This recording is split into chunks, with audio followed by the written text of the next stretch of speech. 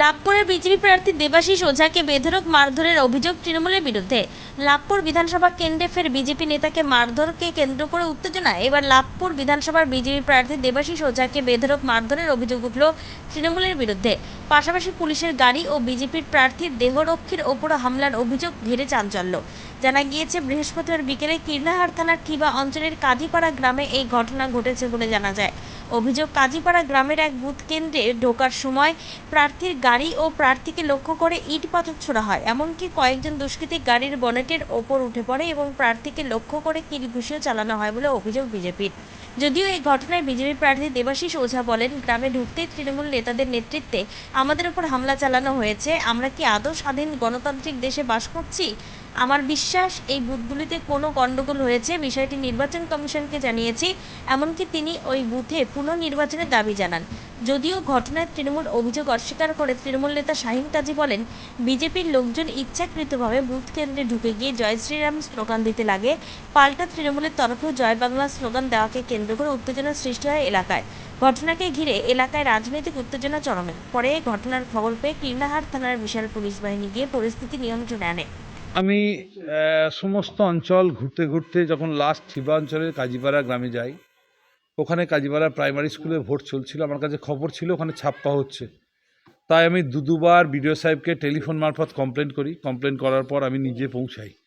যেহেতু ছাপ্পাটা দিচ্ছিল সেই অবস্থায় আমি চলে গেছি।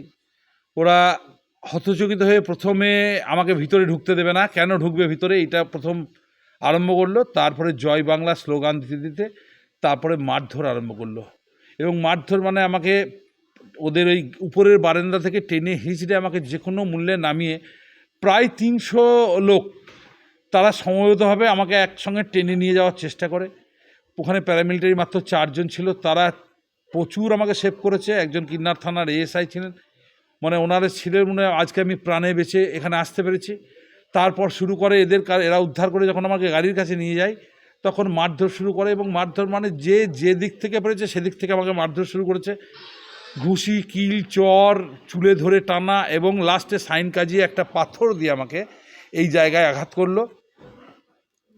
আমি কিভাবে বেঁচে এসেছি, তারপর পুলিশের গাড়িতে আমি চাপলাম এবং পুলিশের গাড়িতে গোটা পুলিশের গাড়িটা আর কিচ্ছু নেই, সম্পূর্ণ একদম ভেঙে ভাঙচুর করে পুরো পিছন সামনে কিচ্ছু নাই।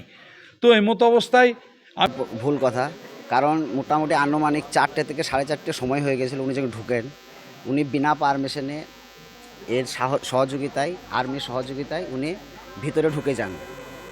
তারপর আমরা 3 জন এজেন্ট ছিলাম, 3 জনকে প্রশ্ন করে। আমরা 3 জন 3 পার্টির এজেন্ট ছিলাম, আমি তৃণমূলে ছিলাম। উনি ভিতরে ঢুকে আমরা প্রশ্নের উত্তর না দেওয়াতে উনি আমাদেরকে জয় শ্রীরাম স্লোগান দেন। এই কারণে পাবলিক ছিল পেছনে, পাবলিক খেপে যে ওর পরিবর্তে জয় বাংলা বলে, এই নিয়ে একটা উচ্ছৃঙ্খল সৃষ্টি হয়।